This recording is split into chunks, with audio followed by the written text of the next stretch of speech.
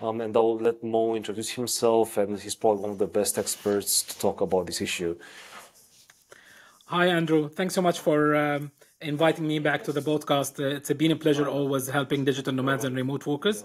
My name is Mohamed Aboshanab, and you can always call me Mo, an international lawyer. I hold a couple of citizenship and residency in 8 plus countries, and I've done business with more than 50 plus countries. And I always help digital nomads, global citizens, and remote workers achieve their uh, financial freedoms through lowering their taxes or having multiple bases in different countries.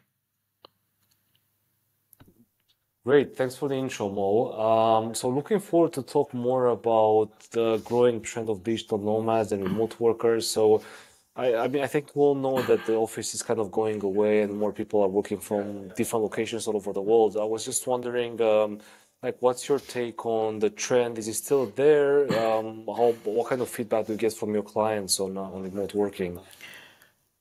I mean, it's like it was very rare that someone work remotely before the lockdown and the pandemic, as everyone knows. But we see in 2023, there's some major companies trying to have to come up not fully 100% remote, but they're coming with a new idea about to be hybrid or semi-hybrid to give their employees like a couple of days in the office and then couple of days as remote.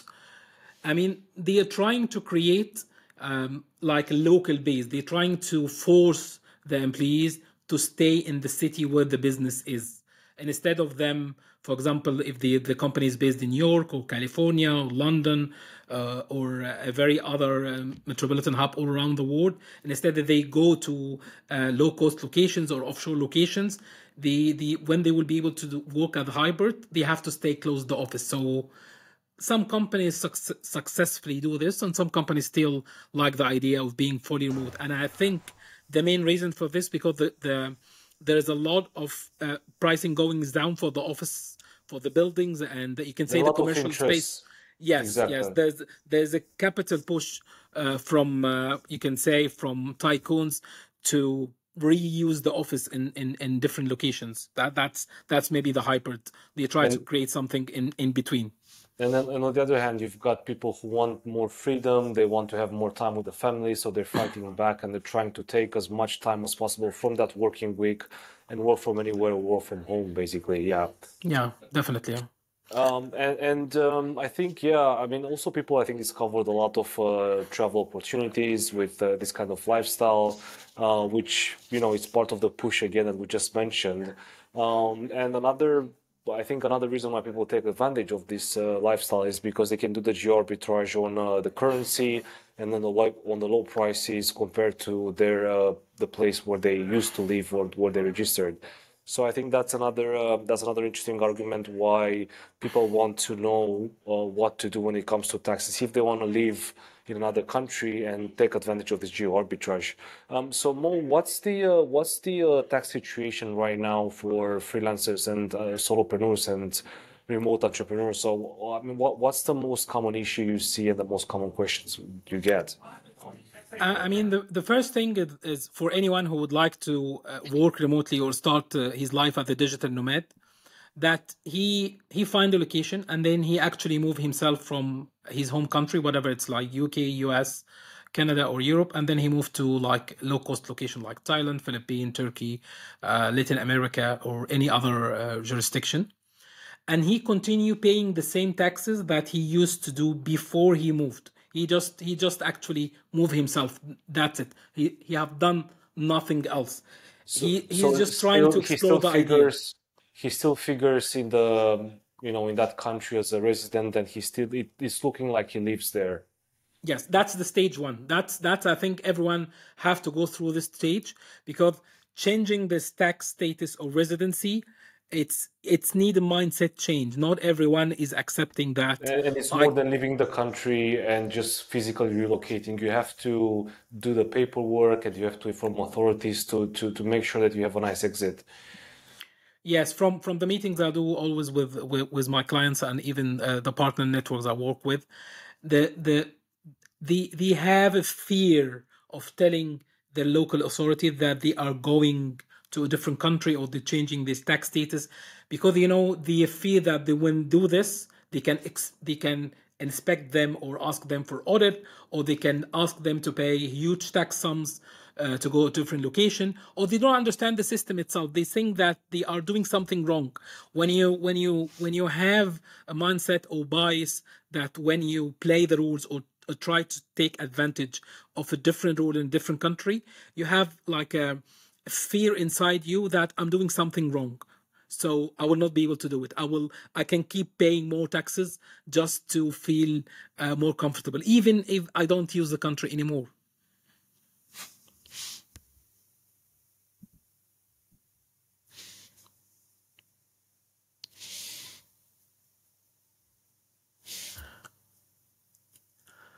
You mute yourself, Andrew. You're mute. Sorry, I was saying that I met a lot of people here in Asia where I'm right now that are in this situation. They're still registered in Europe, for example, and they come here, they travel for 6 months, but actually, the governments don't know and they're afraid to tell the authorities because exactly what you said. Yeah, that's the issue. It's the mindset, the bias, and the fear. If you change your mindset and just think I'm not doing anything wrong, you will lose the fear, but you will save a lot of money. And it's also good to have friends or acquaintances that are lawyers that can help and guide. It's always good to have these Yes. kind of people around you. So, yeah, we're happy to help. If you guys have any questions, please just leave us a comment or get in touch on email. So Mo, I think it's time to differentiate now between what's a profession, so as a freelancer, and what's a business actually. So can you explain us the difference between a profession, which can be, like I don't know, an engineer or like a programmer, and the business, which is a whole different entity? I will give an example as myself. I'm a lawyer. I practice law, for example, in the US, and I have a license to practice law in one of the states.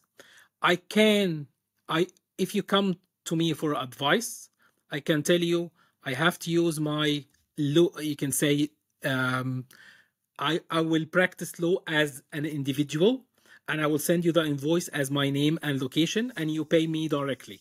That's a profession. This is could be that's I'm acting like a freelancer, so I can be the freelancer doing graphics. I can do like telemedicine. I can do Even podcasting. consulting, yeah, Whatever, consulting for whatever. clients, yeah, exactly. So I That's think I'm in the UK that's a they call that how is it called, Mo? Please remember. self-employed. Self-employed or Yes, sole trader, I or think, sole trader. yes. Yes, yes. And I'm registered. I mean, there is a difference between self-employed and sole trader. Sole trader is someone doing a business, but he doesn't actually have a company. okay, Okay, he's not he convert his himself into an one person company, but he doesn't have a limited company. That's okay. according to the HMRC rules. Self-employed is a different when you say I'm Mohammed or I'm Mo or I'm Andrew, and I will do business as myself, but I will not consider myself as a business. I will just collect money from people. They will pay me into my personal bank account, Personal and background, any yeah. money paid in this, that's considered an income to the business. So So I'm there is self-employed. basically no separation between a No. business and yourself. You are the business and you're also Yes. liable for everything you invoice, right? Exactly. And this is a very you can do this. I mean, it's a very common in the UK. If you are you can say one man van, you have a van, or you are just doing one-off consultations, or you are providing any. You can say not a regular business, a small business that not more than you can say 25K or 50K maximum, because it's the same as you are working for a company. There's no headaches. But if your Yeah. business growing more than the 50K, whatever it's sterling or dollars or euro, you need to have a proper structure. You need to have an LLC, you need to have a limited company, you need to have a free zone, you need to have a business structure where the liability of the business will not be personal liability. That's the first thing. And the second thing, you will be able to use a lot of tax incentives and trade as a business, not as a profession. That's the difference between running a business or just doing a profession. Absolutely. So you're saying that you are more exposed as a professional if you invoice from one certain amount upwards, and then you would suggest that people set up their own company, or limited company or whatever, which is separate from their own identity, so they keep them separate to avoid headaches and complications in the future. Yes, definitely. So, That's the way forward. Yeah. what's the equivalent of sole trader and self-employed in the US? Do you know how they're called for our audience? I mean, you in the US you can register something called one member LLC. Okay, that's Yeah. it's a limited liability company, but it's only have one member. You Okay. just yourself, and instead of you trading as Mo or the lawyer or the accountant, whatever. So you will be trading under a business name, even if the business name is yours. It doesn't matter. Okay. And okay, so more than what would you suggest to a freelancer or someone who's self-employed to actually start an offshore company to pay obviously pay low tax, but also to differentiate himself and protect himself from all the liabilities of being sued or not paying the taxes in time and all that stuff. So when is that moment when, like moment zero, when someone has to say, okay, it's time for me to create a company? I will give 3 examples. If your business is more than 50K, whatever, sterling, dollars, or euro, have a business. Start. Don't use yourself as a profession. Don't trade as an individual. I will give 3 examples. The first example, a British guy who's lived in the UK all his life, and he started doing business more than 50K. The first and easiest thing he can do just to protect himself, register the limited company in the UK and trade all the business from the UK company. You need to have a business bank account, register with the HMRC as a business. That's not the best tax structure, but this is the start. It's much better than trading himself.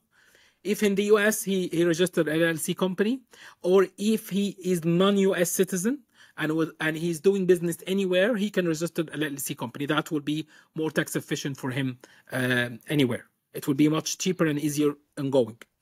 And the last option, if you have the enough resources to go and register like a free zone company or offshore company, as we have discussed before, you can register like a company in Dubai or the United Arab Emirates, where you pay zero tax, but it have a more structure and cost. It costs more at the beginning, but it's very cost effective at the running through tax structure. Yeah. Yeah, and I guess there's a different mindset when it comes to, it's like a different life. So before you were acting as a self-employed, and then you're considering registering your own company, and then you actually do it. So there is definitely a mindset shift. So how should people work on that, and what's your advice on the mindset of having your own company? Obviously, an accountant, because things get a bit more serious, right? So what should people know when they open up that new company and they split from their own person? It's a learning curve. It's not easy at the beginning. I will not pretend that it will be milk and honey. No, it will take some time to shift your understanding that you will have a different bank account than your personal bank account, and all the payments will go through this business bank account, and the money in the business bank account is not yours. That's the, like you That's can say. one big takeaway, I think, yes. Yes, You have to be very careful how you spend the company's money, because you can't really spend on anything you want. yes, that's it. But once you do it like a couple of months, you will understand the process. That's the hard part. But the easy part is that it's not just about the protection or the liability, but it will give you the mentality that how to grow your business, how to have contractors, employees, how to pay expenses. If you are traveling a lot, we discussed about this before, but if you can use a lot of the payments and the travel expenses on the business itself. So that's huge tax saving. That will be able to have a better cash flow. If you're trying to do anything, not just the expenses, but running the business itself will be much easier. And one thing is that you don't actually have to deal with humans anymore. You don't have to go to an accountant and sign with him. I mean, all the services related to companies have been digitized. You can just go, you can install have a software like Zero. You can link it to an online accountant who doesn't have an office here. So all the back end services you need to get the company up and running That's great news. had been digitized. You don't Yeah, have that's to great news think that because that means you don't have to meet the accountant in person. You no, can have a video no. call, have any questions, you can send all the data through Xero. Everything has gotten really much easier. Yeah, Indeed. I will tell you a funny story. I've been doing business remotely from almost 10 years ago. And when I was telling my customers that outside, I was based in London at this time. Even if I have a client in Manchester, I tell them, don't come to London, let's have a video call. Tell me, no, no, I would like to meet you and shake hand and pay by. And then I tell him, just stay where you are. You will save the trip. We will have a video call, and some of them doesn't like the idea. So I tell him, even someone come to London, I'm actually not in London, so he go to the office, and then he don't find me. And the stuff, my team tell them, you can, Mohammed is available at a video call. You can, we have a computer, we have a room ready for you. So he go there to the London office, and then he meet I me say couldn't find you, yeah. virtually. So it's like that was not accepted 10 years ago. And Exactly. I was collecting money online. I was doing e-signature from a long time. People were not accepting this. But after the lockdown in 2020, that's the standard. Even governments accepting e-signatures and payments online. So you can actually run the business 100% remotely and use all the back end as a remote base without having actually to go to accountants or lawyers or pay heft. It's the fees now is very low to get your company up And and running. and also it's great because you talked a lot about the back end, but the front end has been solved. So you've got a lot of brokers that can open companies in the UK for you, even if you're not a citizen. You've got brokers opening companies for you in the US, like the LLC, and you don't have to be a resident. It's about $250. In the UK, it's about, I think, 50 or 60 pounds. So it's getting extremely accessible to open up a business, and especially a one-man business. Now with AI, I'm pretty sure a lot of people will start even more companies because it's becoming easier to be a one-man army where you can deliver a lot in shorter time with the help of AI and, doing the graphics and the content and if even, like basic documents, you can use AI to do like Excel formulas and you can use it to help you write code. So it's going to get much faster and the companies are going to shrink even more, I believe, in my opinion. And we're going to see a lot of solopreneurs coming strong. That's right. I would like just to add that if you use this ready-made services that you can have the company and the accounts and the business, that's for the standard setup. But if you have a complex setup or you would like to go to a low tax jurisdiction country or going offshore, always ask for advice. We are here help you to provide you like long-term solution and even short-term. The ready-made companies which start from 50 sterling or dollars or 250 from the US, they just give you the basic minimum. They don't advise you how to uh, take Structure the your structure. business Yes, globally, for that's it. That's example. it. Yeah. That's it. That's it. So, That yeah. So, if you are making more than 100K or 150 or 200, I always advise you to get a human-based advice because the amount of money you will put on the advice will be beneficial on the long term. And one of the things that I've seen my clients, they go and register a limited company in the UK or go and register an LLC in the US. That's 250, whatever it's cost. And then they got into troubles. And in order to solve the troubles, it will cost them thousands of dollars or sterlings to fix it because it was not set up properly from day one. correct. That's the thing. Correct. It's always worth consulting an advisor if you've got already like a successful business, or if you want to merge some companies or create a holding, or just open a new one and close the old ones. There's a lot of complexity behind. So I think, as you're saying, Mo, I don't think it makes sense for someone to open up companies in different countries just for the sake of opening them up. So just make sure that once you're taking the first step, you take it right. Do the research and talk to professionals, I would say. Sure. That's right. That's right. Sure. Great. So going forward, Mo, we were supposed to talk about the five most interesting questions you get for freelancers and taxes. So maybe you can tell us what they are, and how should people deal with them? I mean, the most common question is the first question I receive always is that, do my home country will come after me if I go to another country or pay less taxes? What kind of harm that will happen? Or if I set up an offshore or outside my country, can I come back? What's the process itself? Do I have to move all the money I have in the bank accounts in the US or the UK or Europe to, for example, Dubai or Singapore or Mauritius or Cayman Island, or I need to keep the money there? How to structure myself? I have like already investment in my home country. Do I need to move all the investment to a different jurisdiction? Or this is all the questions that people mainly ask and they say they think that it's a very complex. My advice for all this question is just very simple. You don't actually have to do everything at once. I mean, it's moving itself is a complicated process. Take it step by step and start by the easier. The easier here is to base yourself in different location and then see the options available for you, because each one is different if you are a US citizen or non-US, because we have seen other countries, even like Australia now, trying to have a global tax strategy like the US, so they will start taxing their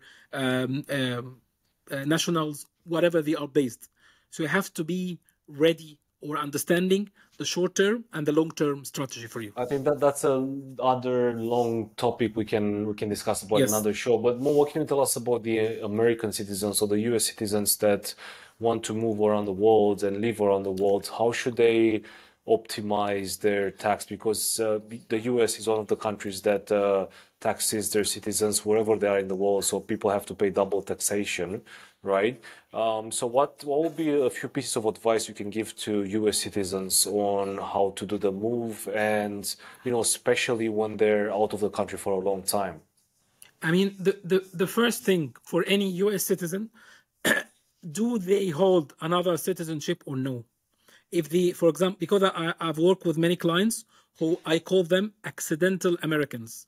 He was born in the US for a reason, and he got the US passport, but he actually never been there. He never lived. He doesn't have any relation with the US. He could be an Irish, he could be British, he could be an Arab or whatever. So if you have the option to re-announce your citizenship, US, do it if you don't need it. But if you have family or investment or property, don't do it, because that's a very risky, and you need to have alternatives. That's a base. For someone who wants to keep their American citizenship but wants to pay less tax as they travel the world, what would you advise for that?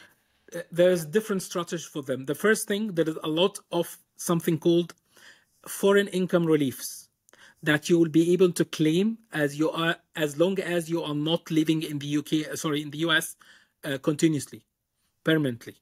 If you lived outside the US and you tell the IRC that I'm no longer US resident, you will be able to claim foreign income relief. That's the first thing. And that's the easiest. How much is that? Is it like a fixed amount per year? Yes, it's around 100K plus, something like this. It's not a large amount, but it's something that you can start with. Yeah. That's the minimum thing, and everyone can do. You just need to fill a form. There's no barriers. You just have to fill in the papers. Yes, as long as you're not footing the soil back in the US during certain amount. That's it. And I'm guessing you have to prove, you need copy of your flight tickets, accommodation. You need to build a dossier. Yeah. Yes, it's a case by case, but it's a very straightforward. There is millions of US citizens or expats who live in different countries. So that's the first thing they can do. Okay. The second thing, if you have a foreign spouse, if your partner is not an American citizen and you live with them in a different country, you can claim also. You can lower your taxes, global tax, because you don't have a non-US foreign partner. That's the second thing. That's great. Okay, that's that. The third thing you can do, you have an LLC and you run the business at the business structure instead of running or as W2 employee, as an employee, or you are paying all the income or the expenses through your personal bank account. Just have a different entity. That's it. That's the three simplest thing any US citizen can do. Okay, and for non-US citizens, let's say European, South Americans that travel around the world and they really don't live that much in Europe, what options do they have to lower their taxes? If you still need, if you are an EU citizen and you still need to operate from the EU, use one of the countries that have a very low tax, like Cyprus or Malta. You can consider Estonia. It's not the lowest. You can go for Ireland. That's one of the countries that their tax jurisdiction is very low, but still in the EU system. And we're Okay, talking about the company tax, the corporate that's tax, right? the corporate tax. You can move your all the income you go will go through an EU company and do it through low tax EU country. If you still Correct. need to bound by the EU, because there's different. If you don't bother or you don't have a EU, you don't need to stay in the EU because EU is an ecosystem for it. So if you still need to do business or need to have a EU registered business, move the business or your registration as the tax to low tax jurisdiction in the EU states. And That's the then easiest. the personal residency where you have to pay a personal tax is another story, correct? That's another story. We talk about that. I mean, there's also options to move. Malta have a program for the EU nationals to lower the taxes. Portugal have an option also. Exactly. Yeah. Cyprus have an option, and there's two more countries, Italy and Greece. They're coming with new tax reliefs for EU citizens to move to Italy and Greece, but you need to do it properly. Okay, that's one of they are not very, you can say, very well not. They have a special tax relief for EU citizens who would like to really cut themselves into these two countries here, as a person, Okay, not as a business. that's actually a good advice. So if you want to do business in Europe, make sure you register your company in a low tax country. You've got Cyprus, you've got Malta, Ireland is another good choice. That's great. And obviously, we can operate the country from wherever you are in the world. If you've got European clients, you can invoice them wherever you are in the world. You don't have to go there. You've got your company set up, working nicely. You're in touch with your accountants, and you just focus on your business. So you play it safe. That's great, Mo. So, how about the local tax where freelancers actually work? So, should they be worried about doing business, like living in one country and doing business from another? That's back to the subject we talked about on where you should register your company in Europe. So, let's assume you've got a European person living in legally, right? Living somewhere in Thailand or in Indonesia, I don't know, and they have a company in Europe, and they invoice there to the European clients, but are they obliged to pay taxes in Thailand and Indonesia? So how should people look into that? Do you really have to pay? Because a lot of people work on the visa, on the tourist visa, right? So that's how they live there, and they operate their company and work from a tourist visa, which is not really okay as far as I know. It's that's one of the, you can say, misinformation about how you can operate yourself.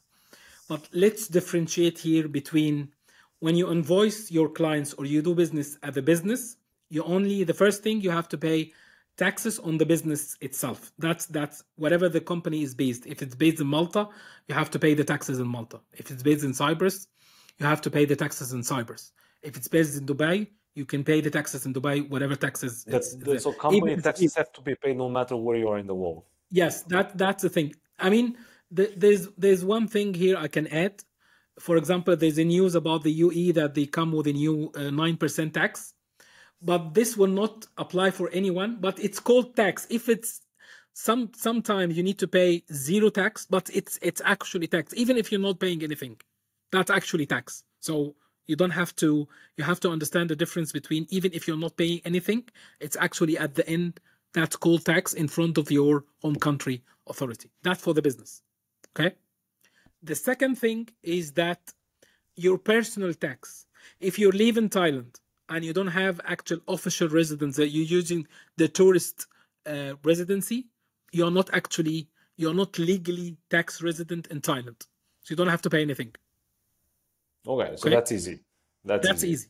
But if that's for the short term, that's, I always call it short term. If you are, you can slow nomad or fast nomad, and you keep moving between countries, you are not actually follow the rules to stay in a place at least minimum is 180 days. That's the standard in different most of the world is you need to continue to stay in the place at least 6 months so you can consider yourself legally tax resident in this place. Okay. Okay, so that there is a difference there between people who travel often, they shouldn't worry too much, and people who actually kind of settle in Bali, for example, for Yeah. 6 months to 1 year, then things get a bit more complicated. So what about that case, Mo, when when you live more than 180 days in a country like Indonesia or Thailand or anything like that? There's different structure for this. I have another podcast with the British citizen who actually moved from the UK to Bali, and he's married to a local citizen from Bali. So we have a different structure. He registered a local company in Indonesia, and they have a special low cost or low tax company in Bali. Okay, Yeah. he's not an Indonesian citizen yet. He have a legal resident to stay in the country. Okay, and he moved his tax resident from the UK to Bali, and he pay only the income. I mean, Bali only they have different structure for. I mean, most of the Asian country they don't have. They only tax you on the money that you bring into your on the local country. If you example Philippines or So Thailand or if you Indonesia. do business in that country, but Yes. what you have income from other countries, like the country where you set up your residency or you have the company in? There's different. If you for example, if you have a US company and you use the and you do all the business transaction from the US company, you don't have to pay local taxes in the Asian country. They will not Okay. tax you here. But if you move, for example, $1,000 from the US account to your personal account in Indonesia, they will not tax you because this money was It's not generated outside Indonesia. correct. Okay. That makes sense. And a lot of Okay. countries operate like that, which is pretty Yes, straightforward. Indonesia, Thailand, Philippines. Most of the Asian countries, the Southeast Asian countries, they don't tax you on the money that you done outside their home So, country, as but outside the countries. they do tax the money created in the country, and I think it's called Yes, taxation at source, if I'm not mistaken. yes. That's a different. If you and here the different. If you are freelance and providing consultation services from a US company, you don't have to pay taxes in Thailand or Philippines or in Indonesia. But if you open a local entity in Philippines or Thailand, whatever the Asian country that you are, and you start giving uh, business to the local country itself, and you have a local bank account, you have to pay VAT, you have to pay local taxes, you have to follow the rules and regulations, and you would be bound by like the nationals, the locals. There was no difference between you and the others, and that's the same everywhere.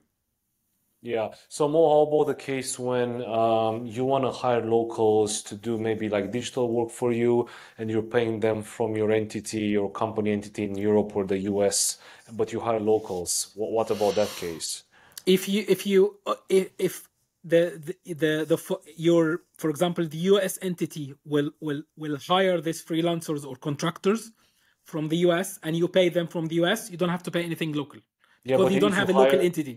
okay, but if you hire Indonesian people and pay them from the US bank account, is that There, even possible? And what about there's that case? different solution for this. You can use there's global companies like Deal or Globalization where they offer you to hire foreign nationals, and they already have a setup in most of the countries in the world. They have a local entity, and you do a deal with them. You have like an agreement with them. You pay them a monthly fee, and they pay your local They're like foreign. a intermediary third party that will Yes. kind of also you outsource the services through them somehow. It's called global payroll. And instead of Global you payroll. running them, yes. And they take care of the taxes, the rules and regulation, contracting and everything. But this is not for everyone. This is only if you are hiring long term. If you are hiring them for one off or using like platforms like Upwork or Fiverr, Yeah. you don't have to use intermediate. If you need an full-time employee who will be doing full-time or even part-time but long-term, you need to have an intermediary who can use them or follow the rules and regulation of the country. Correct. That makes sense. That makes sense, Mo. Thanks a lot. Anything else about freelancers and solopreneurs? that are just starting, for example, and they don't know where to look at? Like, what would you advise them to look at? What kind of maybe jurisdictions, and what's the mindset when they start creating their own company? They want to go big, but obviously it's going to take years until they do that. So how should they start? The easiest thing they can do, if they are operating an online business, whatever they're providing service through like Upwork or Fiverr, or they're using like an online services like Stripe or whatever, all this platform give you the option to run your business as an individual, for example, as Mo, or if you have an entity, a local entity, you can run them as the business itself. So use this option, register a business, even if your home country, just to start this and inform your platform or the tool that you use online. I'm doing the business as business. It's a limited company or LLCC company, or it's a business. It's not myself anymore. The tax structure will be different, but will give you the first mindset that it's much better to run a business as a business instead of individuals. And that's the difference between a profession and a business. Correct. And I think people should take this seriously as well. I think they should look into the implications if they want to live globally and have like a global lifestyle, like we do, for example. They should look at where they want to live, which countries or which countries, where they want to set up their company, where they want to be registered as a taxpayer, for example. And also, like if they're traveling a lot during a year, if they don't travel that much, if they want to have like a second, third home base, they should look into all this. Like try to create a mini plan for their lifestyle, and then talk to a professional, or at least start creating a company, start doing business, start making some money, and then going through this plan and start working on it. Because Yeah, in my definitely. opinion, I think it's getting easier now to have a global lifestyle. You've got global payroll. You've got you can set up companies in the US and you don't have to be there. You've got digital nomad visas. There's so many things coming up now, and I think we really live great times where you can choose. Mostly if you have a good passport, but it's great that you can choose where you can live. There are different ways of living, short term, long term, multiple entities you can create, low tax companies. So it's getting very accessible to a lot of people. Before, it was harder. You needed armies of accountants. It was more centralized. You needed to know inside information on how people do it and the right accountants. But I think now it's getting a bit easier. And I think you can focus more as a solopreneur or freelancer. You can actually now really focus on the business and outsource everything you can when it comes to taxes and residencies and even passports. Yes, definitely. I can add here a couple of points. It's we can have another episode about what you can do if you have a restricted passport. If you have a passport, for example, in India, Pakistan, or from African countries, Arab countries, where you don't Low have the scoring visa. passports, let's call them, Yes, yes. yes. If you don't have access visa free to many countries, what is the alternatives you can do, and what are the options you can have to build your portfolio, whatever you would like to acquire citizenship, or you would like to get a residency, or have a portfolio where you get instantly access to different countries instead of going through the normal visa process. It is, it That's is a one very thing. interesting topic, and I'm also asked, especially by people in Asia, because some passports are not very strong here. So, for example, the Yeah. Filipino passport where I'm right now, I was talking to some locals, is pretty hard to travel. The Vietnamese passport is not very strong. So, I think we will do a dedicated show for passports and the second passport. We're going to look at the rankings, and we're going to talk a bit about a few strategies on how to get a second passport and build up your passport portfolio, which is sounds really cool. Yes, definitely. Yeah, definitely. All right, Mo. Thanks a lot for all the information in this podcast. We're gonna be back with another episode. Until then, please, if you have any questions, leave them in the comments below.